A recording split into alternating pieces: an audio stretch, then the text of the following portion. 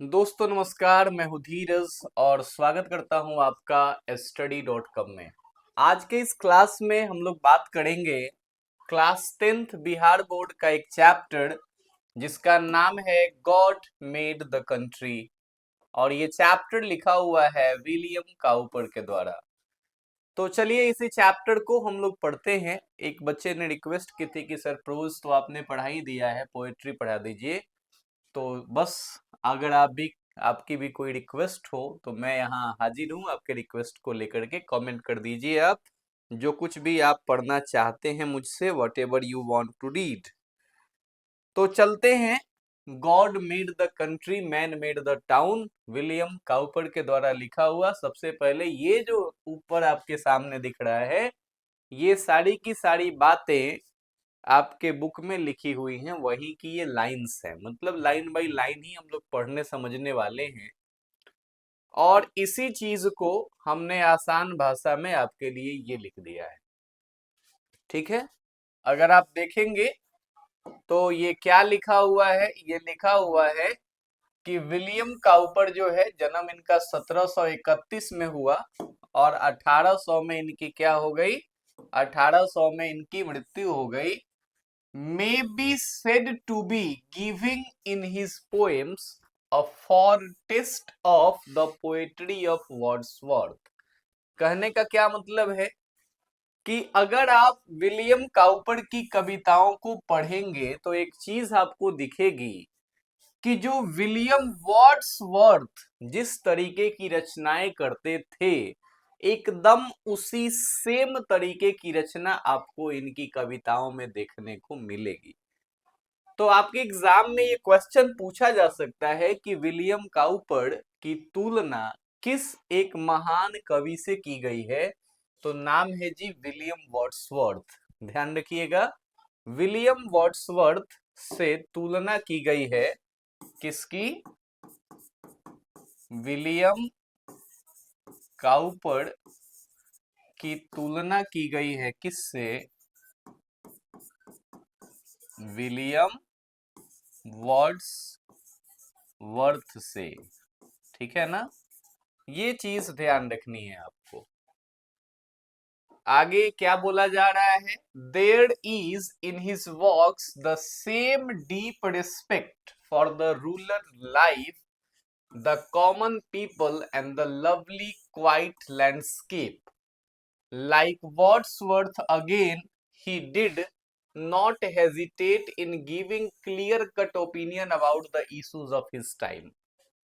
जिस तरीके से जो विलियम वर्ड्सवर्थ हैं, जिस तरीके से उन्होंने रूरल लाइफ को, ग्रामीण जीवन को क्या किया, उस पे अपनी निगाहें टिकाई, वहां की चीजों को एप्रिसिएट किया, वहां की सिंप्लिसिटी को एप्रिसिएट किया, उसी तरीके से यहाँ पे विलियम काउपर ने भी जो कविताएं लिखी उसमें उन्होंने ग्रामीण जीवन को, वहां की प्रकृति को, वहां की खूबसूरती को और वहां जो लोग रह रहे हैं उन लोगों के बारे में विलियम काउपर ने भी वही सेम चीज की जो विलियम वर्ड्सवर्थ ने की। एकदम सिमिलियर तरीके की दोनों की माइंडसेट थी।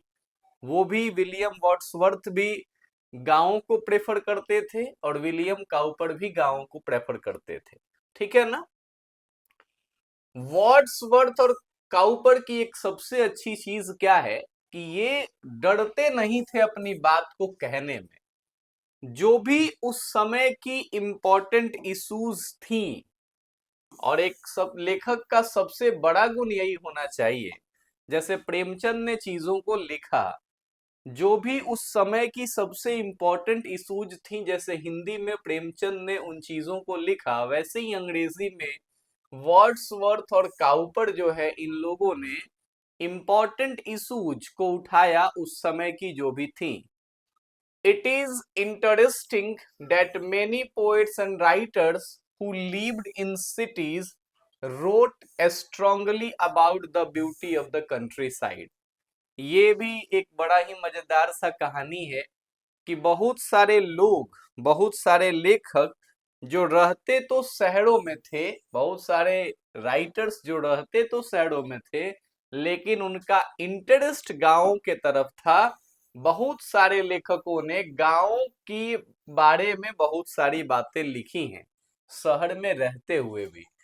कंट्री साइड का मतलब गांव ही होता है। तो गांव के बारे में, गांव की ब्यूटी के बारे में, गांव की खूबसूरती के बारे में बहुत लेखकों ने लिखा है। The simplicity of villagers' lives, their walk, and the natural environment they live in have inspired poets to celebrate the peaceful life in the countryside. गांव के जो लोग हैं उनकी जो सिंपलिसिटी है, वो जो एकदम कितने सिंपल तरीके से रहते हैं, उनके जो रहने का तरीका है, उनके जो काम करने का तरीका है, उनका जो नेचुरल एनवायरनमेंट है, इन चीजों के बारे में इंस्पायर्ड होके कवियों ने इन चीजों को खूब लिखा है। ठीक है ना, ये चीजें खूब पढ़ने को मिलती हैं कविताओं में। और जो ये अभी हम लोग पढ़ने वाले हैं, काउपर की जो फेमस पोएम है, जिसका पहला ही लाइन है, God made the country and man made the town, कि गांव जो है वो किसने बनाया। कंट्री का मीनिंग यहाँ पे गांव है, और यहाँ पे गांव किसने बनाया, वो बनाया ईश्वर ने। और टाउन किसने बनाए, शहरें किसने बनाई, वो बनाई इंसान ने। इन्हीं दोनों के बीच में एक कंपैरिजन इस चैप्टर में आपको देखने को मिलेगा। Contrast the natural perfection of villages with the artificiality of towns. यहाँ इस चैप्टर में वही आपको देखने को मिलेगा कि टाउन में जो चीजें हैं ना, वो आर्टिफिशियल चीजें हैं, जबकि शहर जो गांव जो है वहां पे नेचुरल परफेक्शन है। He believes that while cities are full of man-made luxuries, वो मानते हैं कि जो गांव जो है वहां पे आपको प्योर, सिंपल और लॉन्ग लास्टिंग खुशी मिलने वाली है, जबकि शहरों में जो है मैन-मेड लग्जरीज आपको मिलेंगी। ठीक है, शानो शौकत की चीजें मिलेंगी, वो मनुष्यों के द्वारा बनाई गई।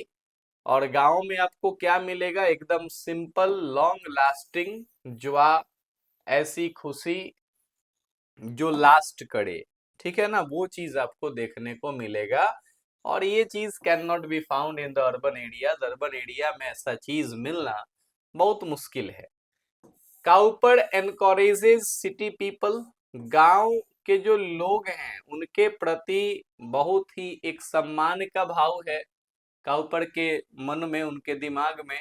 और इसीलिए वो सिटी पीपल को, जो शहर में रहने वाले लोग हैं, उनको एनकरेज करते हैं to appreciate the rural lifestyle which focus on natural beauty rather than artificial comfort।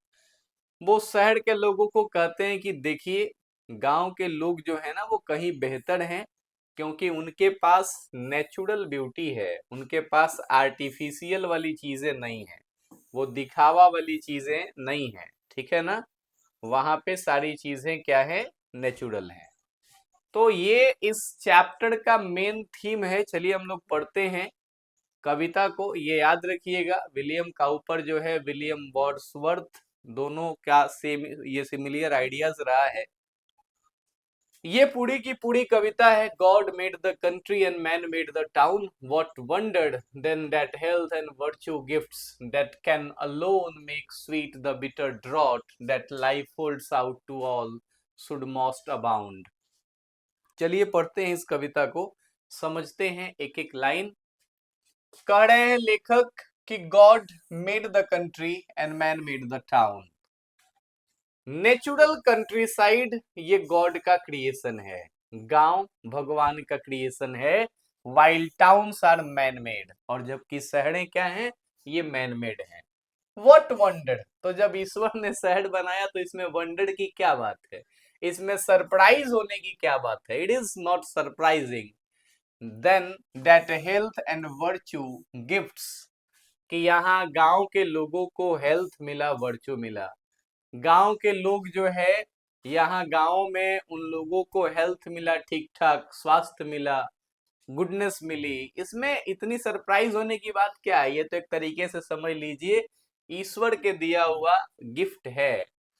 that can alone make sweet the bitter draught that life holds out to all should most abound and least be threatened in the fields and groups.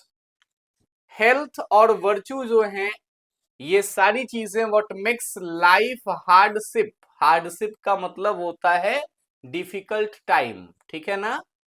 तो जो difficult time है, जो जीवन की difficult चीजें हैं, उन चीजों को इजियर बना देता है कौन सा चीज, हेल्थ और वर्च्यू। अगर आपका स्वास्थ्य ही ठीक नहीं रहेगा तो आप क्या ही कर पाएंगे, आप परेशान रहेंगे, ठीक है ना। और शहर गांव के लोगों की सबसे बड़ी जो उनकी धन दौलत है वो है उनका हेल्थ, वो है उनका स्वास्थ्य। अभी 2-3 साल पहले कोविड जब आया, आपने देखा शहर के लोगों का क्या हाल था, गांव में उस चीज का उतना प्रभाव नहीं पड़ा, ठीक है। क्योंकि गांव के जो लोग हैं यहाँ, वो जो हेल्थ है ना, ये सबसे बड़ा पावर है यहाँ पे। और वही चीज यहाँ पे लेखक कह रहे हैं कि हेल्थ और वर्च्यू जो है, यही जो चीजें हैं वो जिंदगी की तमाम परेशानियों को आसान बना देती हैं।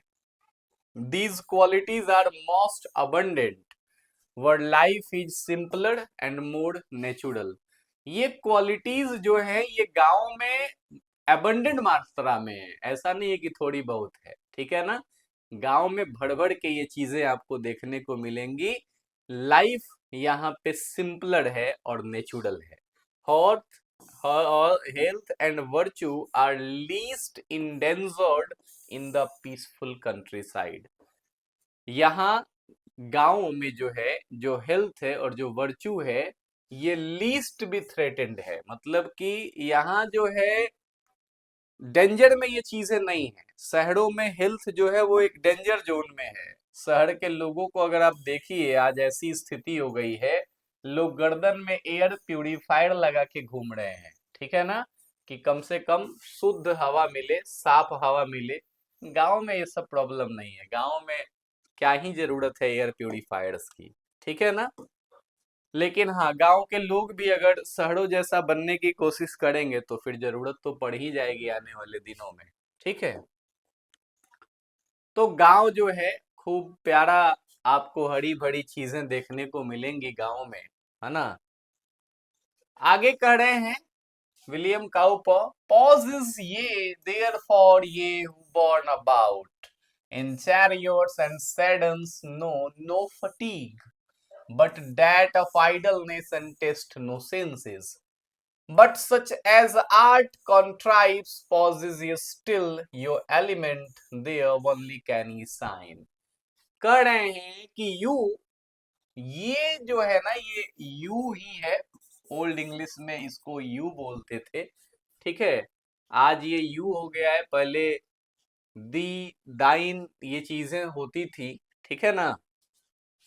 पहले जो है ये सारे वर्ड्स होते थे, दाऊ होता था, ठीक है। ये सारे वर्ड्स पहले यू के लिए यूज होते थे, ये भी वर्ड उसी के लिए यूज होते हैं जो फिलहाल अभी यू यूज हो रहा है इन सारे वर्ड्स के जगह पे, ठीक है। तो इन सारे वर्ड्स के लिए फिलहाल तो यू ही यूज हो रहा है। ओके जी, क्लियर है, कोई दिक्कत परेशानी नहीं है। तो वही बोल रहे हैं लेखक, क्या बोल रहे हैं कि you who are carried around in comfort, कह रहे हैं कि ये जो शहर के लोग हैं, जो बड़े ही लग्जरियस लाइफ को जीते हैं, बड़े ही कंफर्ट में रहते हैं, बड़े ही आराम से रहते हैं, riding in fancy vehicles you never get tired from real work. वो लोग जो फैंसी व्हीकल्स में घूमते हैं, है ना, चैरियट्स में घूमते हैं, ठीक है, वैसे लोग जो सेडन्स में घूमते हैं, वो राजमहलों के आते हैं ना, वो चैरियट्स रथ होते हैं वो, ठीक है ना, उनको रथ बोलते हैं। वैसे लोग जिनको एक जगह से दूसरे जगह जाना होता है तो वो लग्जरी व्हीकल्स का यूज करते हैं, चैरियट्स का यूज करते हैं, सेडन्स का यूज करते हैं। नो, नो फटीग, वे लोग क्या जानते हैं कि फटीग क्या होती है, उन लोगों को कैसे पता कि आखिरकार में फटीग क्या होती है। आदमी थकता क्या है, वो लोग थकान क्या जाने, वो मतलब चैरियट्स में घूमने वाले लोग वो क्या ही थकान जानेंगे। थकान तो वो किसान जानेगा ना जो खेतों में काम कर रहा है, दिन दिन भर मेहनत कर रहा है, वो कहे कि हाँ भाई थक गए हैं, तो वो कुछ मानने वाली चीज है। और ये चैरियट्स में रहने वाले लोग, सेडन्स में घूमने वाले लोग जो है, ये लोग थकान क्या जानेंगे। ठीक है ना, डोंट एक्सपीरियंस रियल एग्जॉशंस। ये लोग जो है रियल एग्जॉशंस को एक्सपीरियंस ही नहीं कर पाएंगे। हाँ, ये लोग थकते हैं, किस चीज से थकते हैं, but that of idleness and taste no scenes. ये लोग थकते किस चीज से हैं, ये लोग आइडलनेस से थकते हैं, लेजीनेस से थकते हैं। ये लोग दिन भर बैठे बैठे ही थक जाते हैं, है ना। सबसे बड़ी चीज क्या है ये शहर वाले लोगों की, कि ये दिन भर बैठे बैठे थक जाते हैं, ये आइडलनेस से थक जाते हैं। The only tiredness you feel is from doing nothing. ये थकते कैसे हैं, ऐसी चीजों से थकते हैं कि कुछ करते नहीं है और थक जाते हैं। And you only see man made things. आप वहां देखोगे सिर्फ और सिर्फ मैन मेड चीजें मिलेंगी शहरों में, दूसरा कुछ तो मिलेगा नहीं। You live in places that are created by humans. आप ऐसी जगहों पे रह रहे हैं जो, ये जो एलिमेंट है, योर एलिमेंट, ये सारी चीजें जो आप पॉजिस कर रहे हैं, ठीक है ना। पॉजिस का मतलब जिस पे आपका अधिकार है, इसी से एक वर्ड बनता है पोजीशन, ठीक है ना, अधिकार।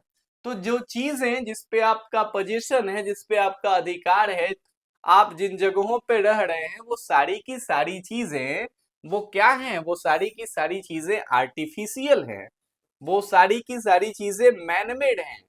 आप दिन भर बैठे बैठे थकते हैं, you still choose to stay there, और उसके बाद भी आप वहीं पे रहना पसंद करते हैं। You fit in best there and that is the only place where you can be important. कह रहे हैं लेखक कि वही जगह है जहां आप बेहतर फिट होते हैं। ऐसे लोग अगर गांव में आएंगे तो वो फिट नहीं हो पाएंगे, ये शहर वाले लोगों को गांव क्या ही अच्छे लगेंगे, ठीक है ना। क्योंकि यहाँ पे चीजें नेचुरल है, यहाँ पे आर्टिफिशियल चीजें नहीं है। यहाँ आपकी थकान भी नेचुरल है, फटीग जो है वो भी नेचुरल है, ठीक है। आगे क्या कह रहे हैं लेखक, आगे कह रहे हैं there only minds like yours can do no harm. शहरों में ये लोग फिट होते हैं, ठीक है ना। In the city, people like you fit in and cannot cause much trouble because the city is your natural environment. कह रहे हैं लेखक कि शहरों में माइंड्स लाइक यू, ऐसे लोग जो है ये शहर में ही ठीक हैं, और ये वहां की मतलब जो व्यवस्था है उसके हिसाब से अपने आप को ढाल लेते हैं। Our groves were planted to console at noon. और हमारे गांव में तो जो ग्रुप्स हैं, जो ट्रीज हैं, जो बगीचे लगाए हुए हैं, वो बगीचे जो हमारे गांव में लगे हुए हैं, वो तो हम लोगों को कंफर्ट देते हैं, शांति देते हैं दिनों में। आदमी जब हरा थका रहता है, कहीं से आया, किसी बड़े से पीपल के पेड़ की छांव के नीचे कोई एक मचान लगा हुआ है, वहां पे जाके आदमी आराम से रिलैक्स फील करता है, आराम से सोता है। वो कंफर्ट जो है, वो चीज कहाँ से मिलेगी शहरों में, वो पॉसिबल नहीं है। वहां का एनवायरनमेंट ही ऐसा नहीं है। वहां का जो एनवायरनमेंट है, वहां पे वहां के लोग फिट हैं। इस एनवायरनमेंट में फिट होना बहुत मुश्किल काम है। The pensive wanderer in their shades at eve, the moonbeams sliding softly in between the sleeping leaves is all the light they wish. तो बात क्या है, this trees offer shade to a thoughtful person who enjoys being alone and reflecting quietly. ये trees जो हैं ये offer करते हैं इंसान को क्या, बहुत ही बेहतरीन शेड, बहुत ही मतलब बेहतरीन छाया। इन द इवनिंग, शाम में, एट ईव लिखा है ना, in the evening the moonlight gently slips through the trees branches. शाम में वो मून बीम जो है, वो मूनलाइट जो है धीरे धीरे आती है और पड़ती है इन ट्रीज ब्रांचेस पे, इन डालियों पे। The quiet, resting leaves are content with the soft, natural light of the moon without needing any bright city light. यहाँ पे तो मून लाइट से ही काम चल जाता है। यहाँ किसी शहर वाले वो बड़े से लाइट की जरूरत ही नहीं पड़ती है गाँव में। तो ये चीजें, ये इतनी बेहतरीन छाया, वो पेड़ों की छाया, वो चांदनी सी रात, ठीक है, ये जो चीजें हैं ये यहाँ की नेचुरल चीजें हैं। ठीक है, ये यहाँ का नेचुरल एनवायरनमेंट है। बात समझ में आ रही है? Birds warbling all the music we can spare. कह रहे हैं लेखक कि हम लोगों को म्यूजिक के लिए भी कहीं दूर नहीं जाना पड़ता, यहाँ तो म्यूजिक भी चिड़ियों की ही म्यूजिक है। The splendour of your lamps they but eclipse our softer satellite. We don't need the bright lights of the city. लेखक कह रहे हैं कि हमको वो तुम्हारा वो लैंप वाला जो बड़े बड़े लैंप्स लगे हुए हैं, जो बड़े बड़ी लाइट्स लगी हुई हैं, वो चीजें हमको नहीं चाहिए। क्यों नहीं चाहिए भाई? Because they only block out the softer, more peaceful light of the moon. वो कह रहे हैं लेखक, क्योंकि ये जो लाइट्स है, ये लाइट क्या करती हैं? ये हमारा जो सैटेलाइट है, हमारा जो चंद्रमा है, ठीक है, उसकी सॉफ्टर लाइट को ब्लॉक कर देती हैं। Your songs confound our more harmonious notes, the thrush departs scared and the offended nightingale is mute. आवाजें शहरों में इस तरीके की हैं, सॉन्ग्स इस तरीके की हैं कि जो थ्रस है, ये जो चिड़िया है ना, ये डिपार्ट कर जाती है। The city noises scares away the thrush. City में जो आवाज है वो क्या करती है? वो स्केयर करती है, डराती है। किसको? थ्रस को। थ्रस चिड़िया का नाम है। और नाइटिंगल जो है वो डम हो जाती है, ठीक है ना, वो म्यूट हो जाती है। तो ये नोइजी वातावरण, ये जो म्यूजिक वाली चीजें हैं, ये नेचुरल रिदम को खराब करती हैं। इस तरीके की बातें कह रहे हैं लेखक, ठीक है। ये जो लाइट्स हैं, ये लाइट्स क्या करती हैं? ये बड़े बड़े लाइट्स जो है, हमारे जो सैटेलाइट से आने वाली वो सुंदर सी प्रकाश है, उसको बर्बाद करती है। तो ये था आपका पूरा का पूरा चैप्टर, ठीक है। आशा है कि ये चैप्टर आपको समझ में आया होगा, ठीक है, और सब कुछ एकदम से क्लियर, ठीक ठाक से समझ में आपको आ गया होगा। चलिए अब चलते हैं, मिलेंगे अगले वीडियो में, तब तक के लिए धन्यवाद।